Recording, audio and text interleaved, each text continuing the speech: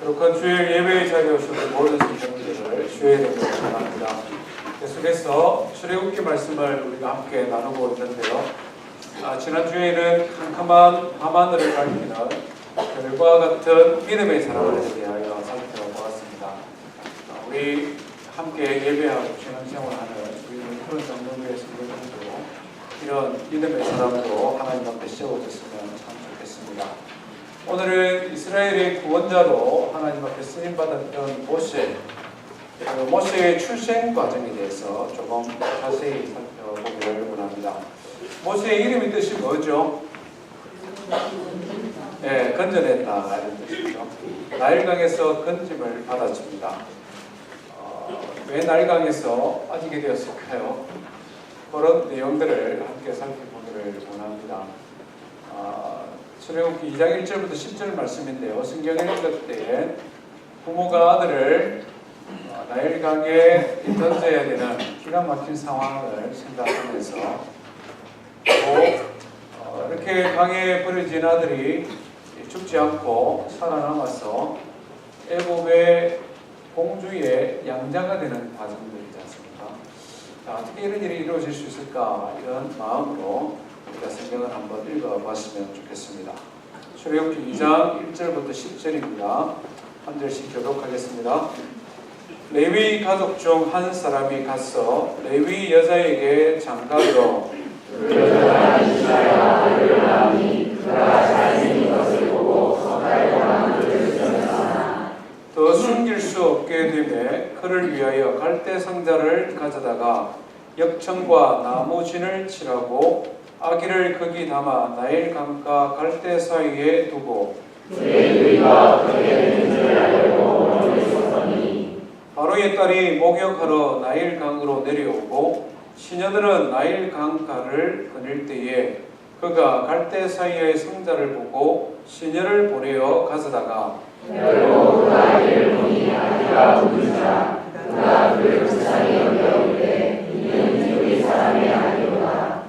그의 누이가 바로의 딸에게 이르되 내가 가서 당신을 위하여 히브리 여인 중에서 유모를 불러다가 이 아기에게 젖을 먹이게 하리이까. 바로의 딸이 그에게 이르되 가라 하매 그 소녀가 가서 그 아기의 어머니를 불러오니 바로의 딸이 그에게 이르되 이 아기를 데려다가 나를 위하여 젖을 먹이라. 내가 그 삭슬 주리라. 여인이 아기를 데려다가 젖을 먹이더니 그 아기가 자라매 바로의 딸에게로 데려가니 그가 그의 아들이 되니라. 그가 그의 이름을 모세라 하여 이르되 이는 내가 그를 물에서 건져내었음이라 하였더라. 아멘. 먼저 오늘 우리가 읽은 본문의 1절에서 3절 말씀은 이름이 밝혀지지 않은 모세의 부모들이 등장을 합니다. 그들이 자기의 아들을 살리기 위해 정말 피눈물 나는 그런 고통의 시간들을 견뎌가고 있는 것을 기록을 하고 있습니다. 이들은 애굽 왕의 명령을 거역하고 3개월 동안 아이를 숨겼다 이렇게 기록을 합니다. 이 내용을 조금 더 깊이 우리 구체적으로 한번 살펴보기를 원합니다. 지난주에 살펴본 것처럼 이 명령을 내린 애굽의 왕은 투트모세 1세라고 추정을 합니다. 성경과 고고학자들의 연구의 결과가 그렇다 하는 것입니다. 그는 이집트의 왕일 뿐만 아니라 태양신의 아들이라고 스스로 자기를 높였습니다. 성경은 바로라고 표현하고 세상의 역사는 파라오라고 언급을 합니다. 파라오 이 말은 태양신 라의 아들이다 이 말이거든요. 그래서 이 파라오가 명령을 내린 것은 단지 한 나라의 권세를 가진 왕의 명령일 뿐만 아니라 자기들이 섬기는 신의 명령입니다. 신적인 권위를 가지고 명령을 내리는 거죠. 유대인의 아들이 태어나면 전부 다 죽여라. 나일강에 던져라. 만약 이 명령에 복종하지 않으면 잡아서 그 식솔들을 다 함께 죽여버려라. 이렇게 명령하지 않았을까 생각을 합니다. 이것은 단순한 위협이 아니라 실제 상황입니다. 우리가 그 상황을 한번 상상을 한번 해봤으면 좋겠습니다. 상상이 굉장히 어렵지만 오늘도 이런 독재 국가 안에서 이런 인종 청소가 이루어지는 그런 나라들 가운데는 이런 일들이 일어나고 있는 것을 우리가 알 수 있습니다. 미얀마 지역 로힝야족 이야기를 우리가 언급을 통해 듣고 있지 않습니까? 말하자면 전부 다 불교 신자인데 일부 무슬림 신앙을 가진 이 로힝야라는 민족을 그냥 봐주지 않는 것입니다. 그 민족은 그냥 발톱에 때보다도 못한 존재로 멸절시켜버려야 됩니다. 우리 자녀들을 향하여 누군가 그런 명령을 내렸다라고 한번 생각을 해보시기 바랍니다. 일제시대에 기독교 신앙을 지키기 위해 우리 신앙의 선배들이 이런 삶을 살았습니다. 특별히 3.1 독립운동 이후에 그 독립운동을 주도한 세력이 기독교 신자들이기 때문에 일제는 순사들을 앞세우고 일제의 앞잡이들을 앞세워서 예수 믿는 사람, 기독교 신자들을 발굴하고 잡아내어 감옥에 가두고 고문하고 핍박했습니다. 그런 상황이다. 많은 앞잡이들을 세워서 그들이 파파라치처럼 애굽의 가정에 애굽 사람들 중에 유대인 가정에 아들이 태어난 것을 신고하면 아마 시상을 하거나 보상금을 주거나 이런 일들도 있을 수 있습니다. 상상이 가능하죠. 아들을 지키기 위한 유대의 부모들의 노력이 있는가 하면 또 그 아들을 잡아 죽이려고 하는 권세 가진 사람들의 그런 맹렬한 위협도 있는 것이 사실이다 하는 것입니다. 그런 분위기 속에서 3개월 동안 아기를 키웠는데 오늘 3절에 뭐라고 말씀합니까? 더 숨길 수 없게 되네 이렇게 말을 합니다. 더 숨길 수 없게 된다. 3개월 정도 되면 아기 목소리가 제법 커지지 않습니까? 아기가 이런 상황을 알고 울 때 좀 작게 울면 되는데 3개월 된 아기가 그런 걸 어떻게 생각을 할 수가 있습니까? 더 이상 숨길 수가 없는 형편이 될 때에 부모가 그를 갈대 상자를 가져다가 상자를 만들고 아기를 나일강에 버렸다 이렇게 기록을 하고 있습니다. 여기에 조금 오해를 살 수 있는 그런 표현이 하나 있는데요. 오늘 뭐라고 말씀합니까? 이전에 보니까 그가 잘생긴 것을 보고 이렇게 말합니다. 못생겼으면 태어나자마자 바로 버렸다는 그런 말입니까? 그러면 저 같은 사람은 바로 버림받지 않았을까? 웃는 여러분들도 마찬가지죠. 아기가 태어난 순간 잘생긴 아기 봤습니까?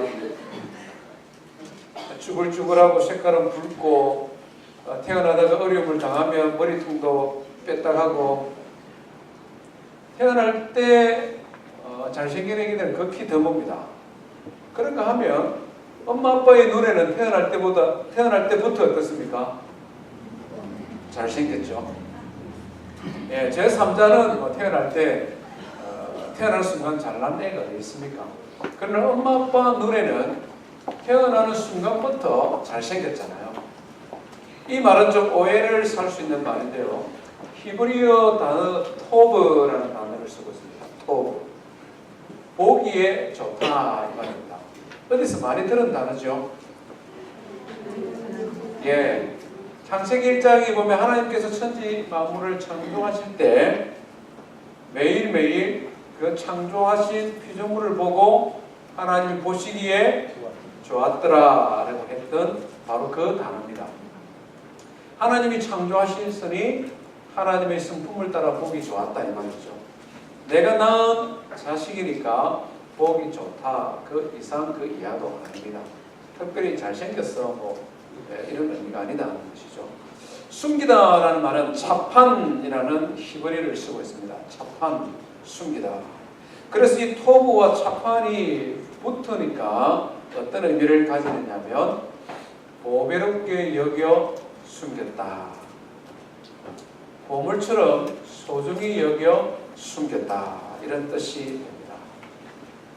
3개월 동안 보배롭게 보물처럼 숨겼는데 더 이상 숨길 수 없는 형편이 되기 때문에 갈대 상자를 가져다가 나무진을 바르고 거기에 아이를 누워 강물에 띄웠다 하는 것입니다.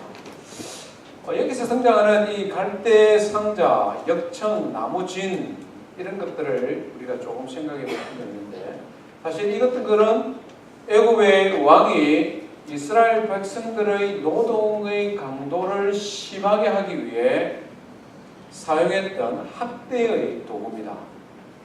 벽돌을 만들 때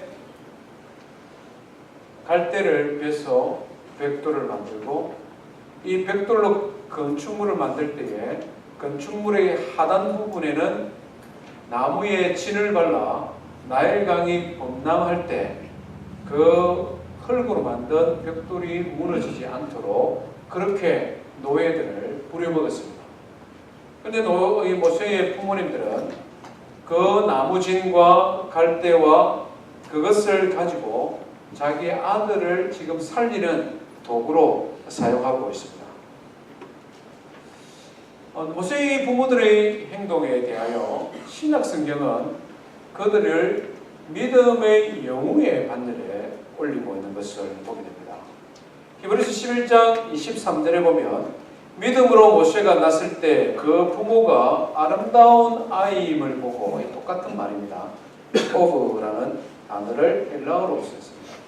그 부모가 아름다운 아이임을 보고 석 달 동안 숨겨 왕의 명령을 무서워하지 아니하였다.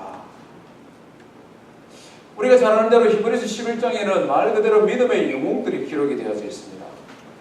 그 영웅들에는 노아도 있고 아브라함도 있고 모세도 있고 기도원도 있고 다윗도 있고 말 그대로 성경에 등장하는 쟁쟁한 믿음의 사람들이죠.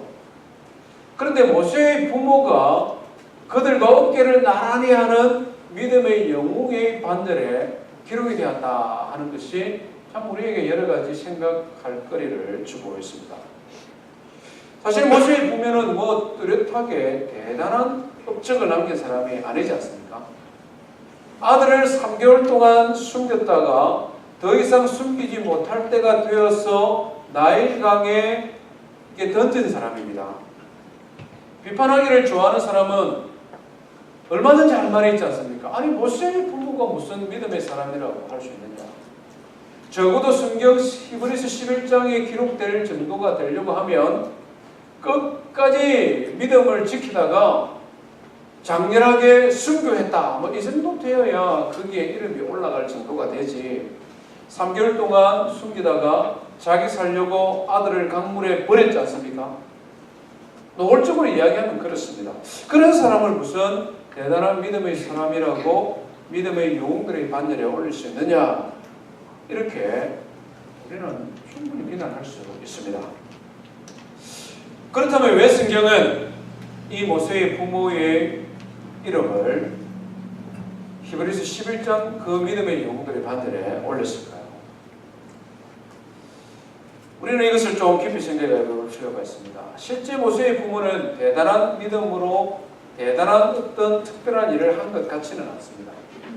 오늘 우리가 읽은 성경에도 모세의 부모의 이름조차 밝히지를 않습니다.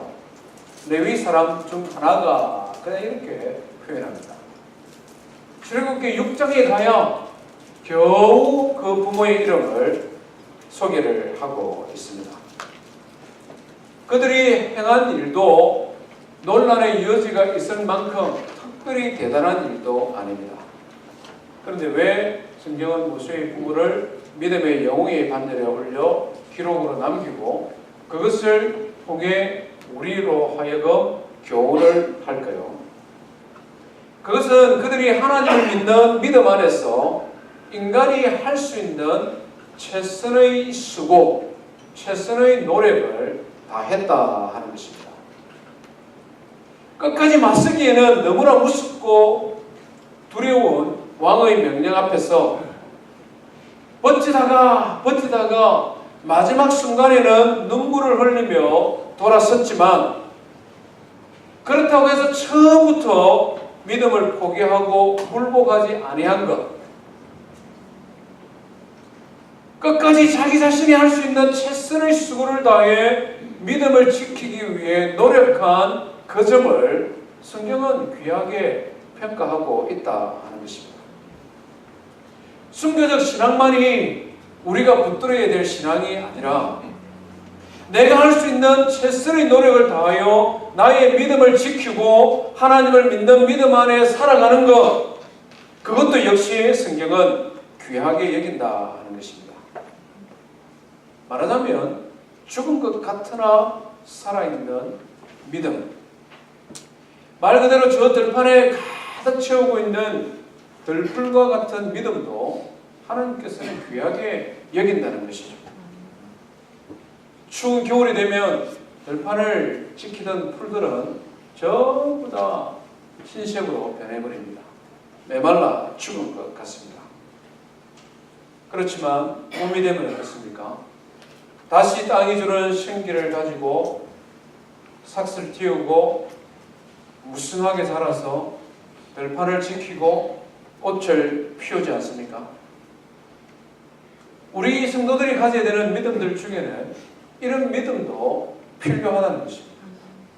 죽으면 죽으리라 각오를 가지고 싸우다가 말 그대로 장렬하게 순교하는 믿음도 하나님 귀하게 여기시고, 할 수 있는 최선을 다하여 믿음을 지키고 노력했지만 더 이상 감당할 힘이 없어 넘어지고 쓰러지지만, 그런 믿음을 하나님께서는 가치 없는 믿음이라 말하지 않는다 하는 것입니다. 왜 그렇습니까? 하나님께서는 우리 마음의 중심을 보는 분이시기 때문에 그렇습니다. 갈대처럼 흔들리는 믿음, 들풀처럼 바람에 휘둘리는 믿음 같아도 하나님께서는 우리 마음의 중심을 보고 아십니다. 버티다가 끝내 버티지 못하고 눈물로 갈대 상대를 만들고 있는 모세의 부모의 모습을 한번 그려보시길 바랍니다. 갈대 상자를 만들고 거기에 나무질을 바르는 그 모세의 부모의 마음을 우리 하나님께서는 보고 계시고 그 마음을 귀하게 여긴다는 것입니다. 하나님, 이제 더 이상 내가 할 수 있는 것 없습니다. 하나님의 손에 이 아들을 맡깁니다. 갈대 상자를 만들고 진을 바르고 그것을 그냥 던져버리지 아니하고 갈대 사이에 조용히 두며 어떻게 되는가 끝까지 지켜보는 믿음. 하나님께서는 그것을 귀하게 여기시고 그들의 믿음을 성경에 기록하고 있습니다. 바라는 것은 저와 우리 널푸른 장로교회를 섬기는 성도님들의 믿음도 이러했으면 좋겠습니다. 지난주에 말씀드린 것처럼 세상은 끊임없이 지금도 우리의 믿음을 굴복시키기 위해 무서운 맹렬한 그런 진노를 가지고 명령하고 있습니다. 하나님 앞에서 우리의 믿음을 지키고 그 하나님의 손길에 우리의 삶을 온전히 맡겨드리는 그런 성도 되기를 주의 이름으로 축원드립니다. 생후 3개월 된 모세는 이런 절망적인 상황 속에서 나일 강에 버려졌습니다. 그 다음은 어떻게 됐습니까? 우리가 잘 아는 대로 물에 빠져 죽지 않고 살아남지요. 살아남는 것으로 끝나지 아니하고 애굽 공주의 눈에 띄어서 양자가 되고 장차 애굽의 왕이 될 수 있는 사람으로 궁중에서 교육을 받으며 보호받으며 자라나는 것을 보게 됩니다. 참으로 놀라운 일이 아닐 수 없습니다. 이것은 한마디로 기적이라고 표현할 수밖에 없습니다. 그런데 우리가 성경을 자세히 살펴보면 이 기적이 여러 번 반복해서 나타나는 것을 보게 됩니다. 오늘 우리가 읽은 이 1절부터 10절까지만 살펴봐도 여러 번 기적이 반복해서 일어납니다. 가장 쉽게 생각할 수 있는 것은 3개월 동안 그가 발각되지 아니하고 부모의 품에서 살아남은 것도 기적이면 기적이라 할 수 있습니다. 두 번째는 이 모세의 부모가 만든 갈대 상자입니다. 갈대 상자가 대단한 배 아닙니다. 말 그대로 이 사과 한 박스 담을 수 있는 그 정도 되겠습니까? 우리가 잘 아는 대로 나일강은 세계에서 이 수량이 제일 많은 강 중에 하나이지 않습니까? 바람이 조금만 불어도, 파도가 조금만 쳐도 그냥 엎어지고 물에 가라앉아 없어져 버릴 것이 갈대상자입니다. 더구나 나일강에는 세계에서 제일 유명한 동물이 하나 살고 있습니다. 나일강 악어입니다. 세계에서 제일 큰 종류죠. 큰 놈은 길이가 6m까지 자랍니다. 그런데 그런 틈에서 죽지 않고 빠지지 않고 살아남은 것도 기적 중에 하나입니다. 이 갈대 상자가 애굽 왕의 딸 바로의 공주의 눈에 띄인 것도 기적이면 기적이라고 할 수 있겠죠. 고고학자들의 연구에 의하면 당시에는 귀족들의 가정에도 목욕탕이 다 있었다고 말합니다.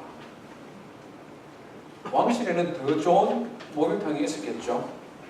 애굽 왕 공주가 뭐하러 나일강에 목욕하러 갔겠습니까? 여러분들 한번 가보십시오. 황토물입니다. 상류는 어떻는지 모르겠지만 나일강 하류의 물은 황토물입니다. 그 공주가 거기에 가서 목욕을 하다가 거기에 나무 상자가 있는 것을 발견한 것도 기적입니다. 그런데 그것을 하느들을 시켜서 가져왔는데 뚜껑을 열어보니까 하필 그때에 또 모세가 응애 하고 울었잖아요. 이 우는 타이밍도 참 절묘합니다. 어떤 신학자는 이 모세의 울음을 묘사하기를 공주의 모성애를 자극하는 기막힌 울음이었다, 이렇게 표현합니다. 그 울음소리를 듣고 이 공주가 뭐라고 말합니까? 이는 히브리 사람의 아기다. 주변의 사람들이 지켜보는 눈이 있지 않습니까? 아버지가 명령을 했고 하녀들도 있고 호위하는 군사들도 있었습니다. 히브리 사람의 아이면 어떻게 해야 됩니까?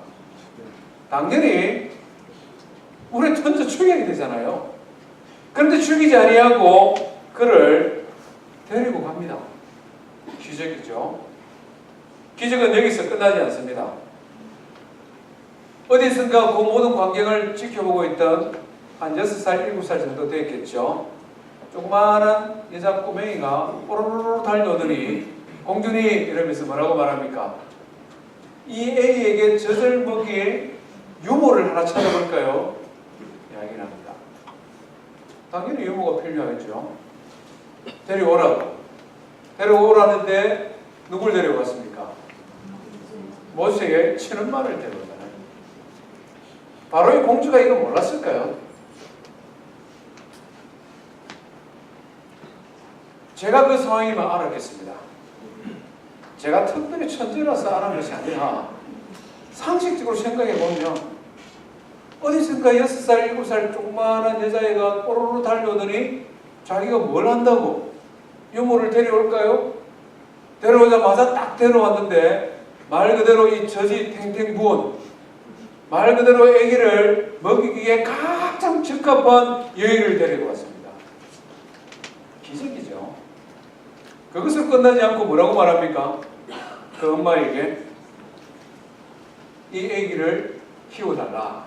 내가 양육비를 줄게. 아니 세상에 지금 노예로 이 중환 노동에서 정말 어떻게 죽지 못해서 살아가고 있는데 자기 아들 젖먹이면서 양육비를 공주로부터 받은 것이죠. 역사가들은 연구에 의하면 옛날에는 애들이 5살, 6살까지 엄마의 젖을 먹었다 이야기를 합니다.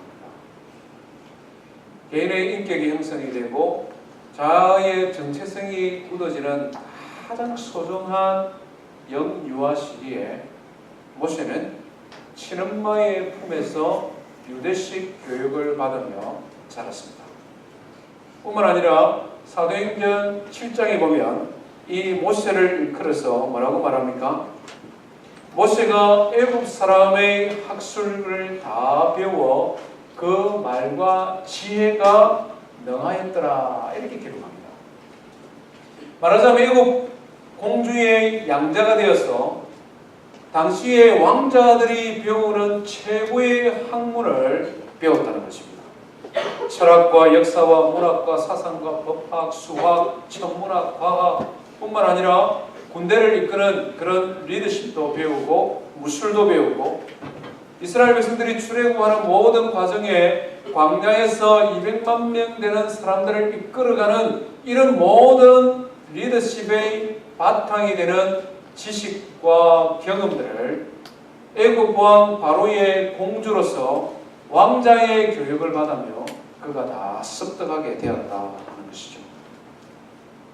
한 사람의 인생에 이런 기적들이 계속해서 반복적으로 나타나는 것, 우리 여러분들은 어떻게 생각하십니까? 보통 사람들은 이런 것을 그 사람 진짜 운이 좋다 이렇게 말합니다. 야 정말 저 사람은 타고났다 뭐 이렇게 이야기합니다. 세상의 운이나 기적으로 치부하기에 모세가 그의 짧은 인생에 경험했던 많은 일들은 너무나 놀라운 축복이 아닐 수 없습니다. 예수 믿는 우리는 이것을 하나님의 섭리라고 말할 수밖에 없습니다. 모세는 알지 못했고 모세의 부모는 기대하지 않았겠습니다마는 하나님께서 모세를 살리고 그를 공주의 양자로 삼고 유대식 교육과 이집트의 모든 학문을 배울 수 있도록 친히 계획하신 하나님의 계획, 하나님의 섭리가 아니면 이런 일은 불가능하다 하는 것입니다. 출애굽기 2장 1절부터 10절까지 읽어보면 하나님이라는 단어는 한 번도 등장하지 않습니다만은 우리는 이 사건들을 생각하면 생각할수록 이 모든 사건의 배후에 있는 하나님을 인정하지 않을 수 없다 하는 것입니다.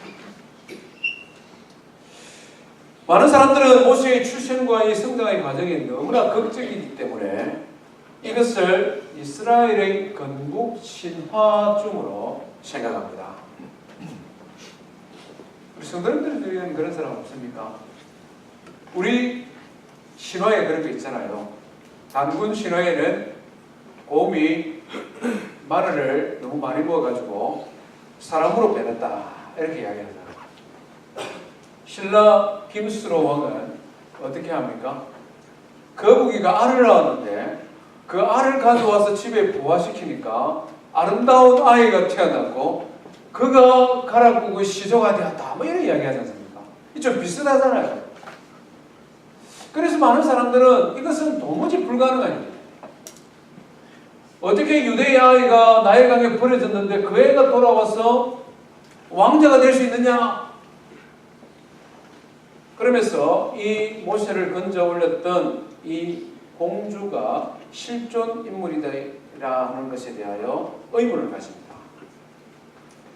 성경은 이 여인, 이 공주의 이름을 우리에게 밝혀주고 있지는 않습니다만 고고학은 오히려 너무나 분명하게 이 여인이 실존 인물이며 그의 이름과 그가 남긴 많은 유적들을 우리에게 가르쳐주고 있습니다.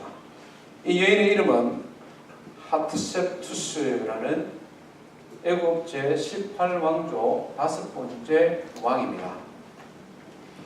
애굽 역사를 보면 여왕들이 몇몇 있었는데 그 중에 가장 지혜롭고 강력하고 뛰어난 여왕이었습니다.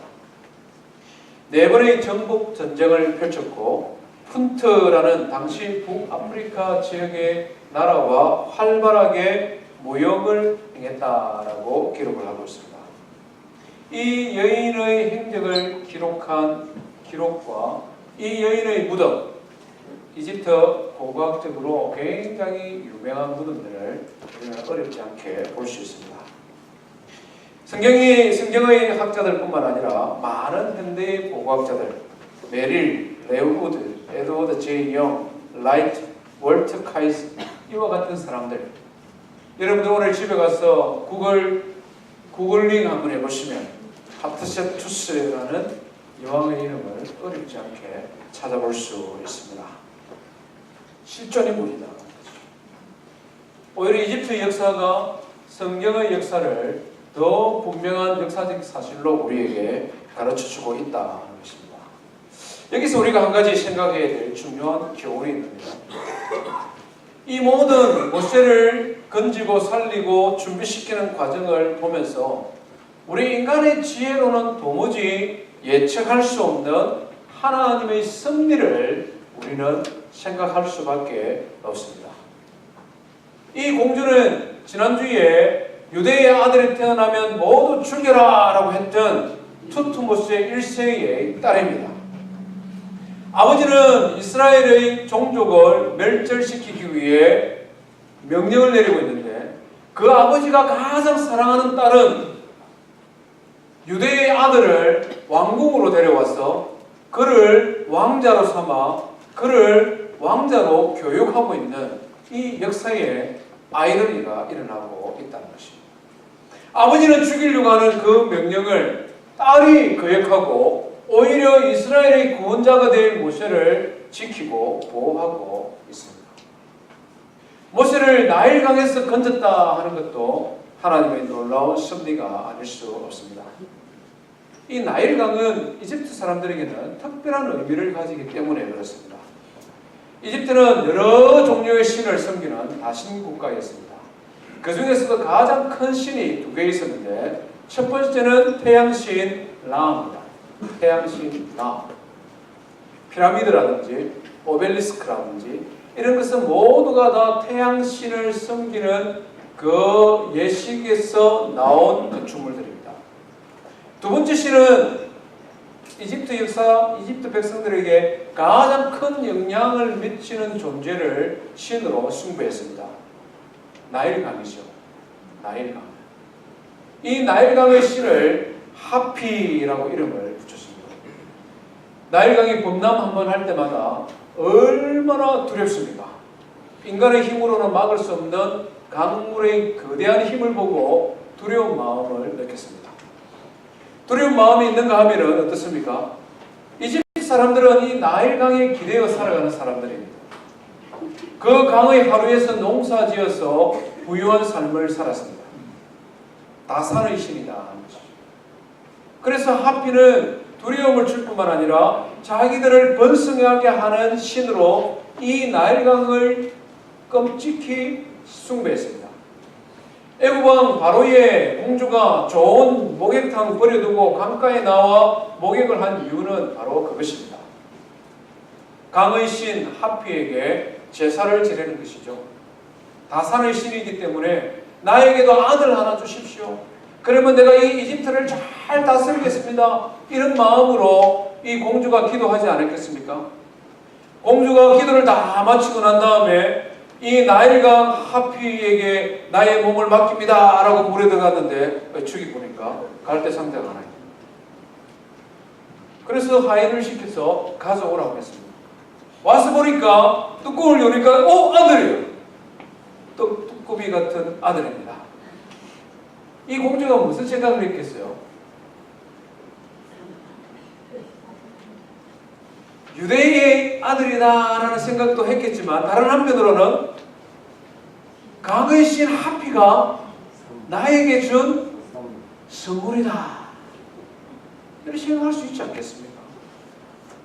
아버지의 명령을 어기고 유대의 아들인 줄 알면서도 거두어들이고 유모를 고용하고 그를 왕자로 삼아 키웠던 것은 그의 마음속에서 내가 간절하게 하필 신을 섬겼더니 그 신이 나에게 준 물에서 살아남은 아들이라는 그런 의미가 이 여인에게 있었다는 것이죠.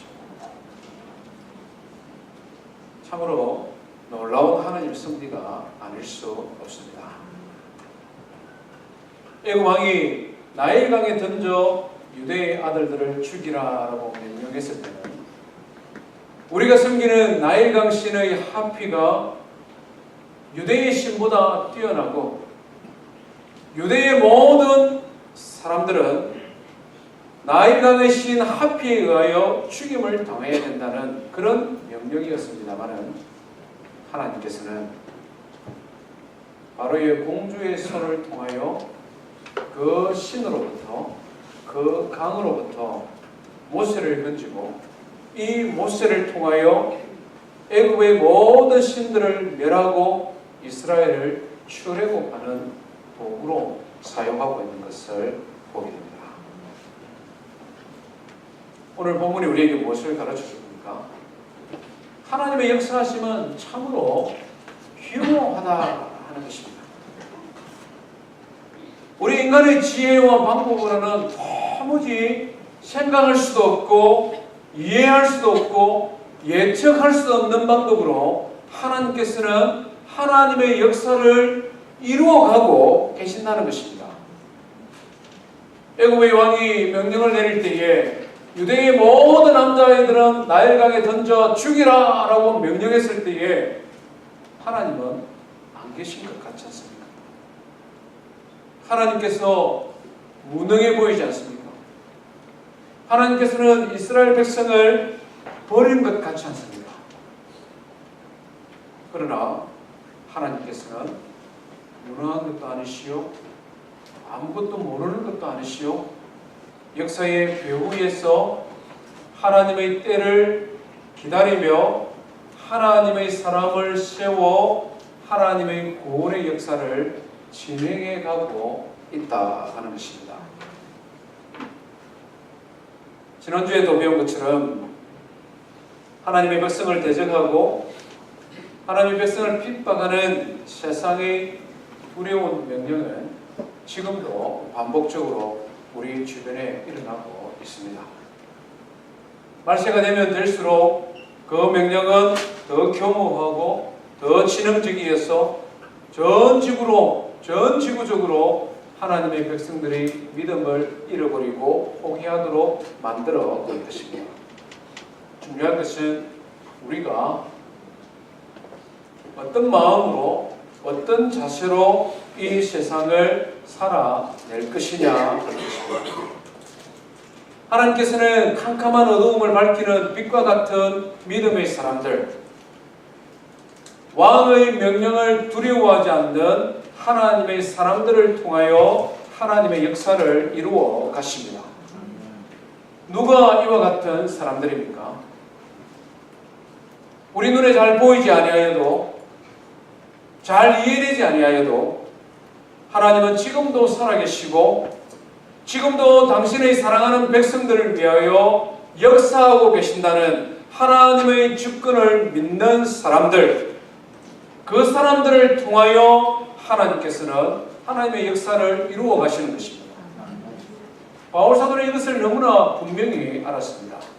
그가 그리스도의 복음을 전하는 중에 얼마나 많은 핍박과 얼마나 많은 고난과 역경을 당했습니까? 그렇지만 그는 그 모든 시련들 가운데서 견디고 이겨낼 수 있었던 것은 고난 가운데 있지만 그 가운데 역사하시는 하나님의 주권을 믿었습니다. 로마서 8장 28절에 우리가 잘 아는 말이죠. 우리가 알느니와 하나님을 사랑하는 자 곧 그 뜻대로 부르심을 받은 자들에게는 모든 것이 합력하여 선을 이루시나. 이것이 하나님의 주권이다. 이것이 하나님의 섭리다. 이것이 어둠을 밝히는 세상의 명령을 두려워하지 않고 살아갈 수 있는 믿음의 비결이라고 오늘 우리에게 말씀하고 있습니다. 사랑하는 성도 여러분, 지금 현재 여러분들의 삶 속에서 잘 이해되지 못하는 것 있습니까? 지금 현재 우리가 살아가는 환경 속에서 정말 내가 힘들다, 정말 내 믿음 지키기 어렵다, 괴롭다, 그런 분들 계십니까? 하나님께서 내가 하나님 앞에 기도해도, 내가 하나님의 도움의 손길을 구해도 하나님께서 침묵하시고 하나님께서 열중시하고 계시고 하나님께서 나의 삶에 간섭하지 않을 것 같아 실망되는 성도님들 계십니까? 포기하지 마십시오. 의심하지 마십시오. 캄캄한 어둠 속에 별은 빛나고 있듯이 하나님은 역사의 주관자로 지금도 일하고 계십니다. 그 하나님을 믿는 믿음 가지고 오늘 하루도 이번 주간도 믿음으로 승리하며 살아가는 저와 우리 모든 성도 되기를 주의 이름으로 축원드립니다. 우리 말씀 기억하며 함께 하나님 앞에 찬송하십시다.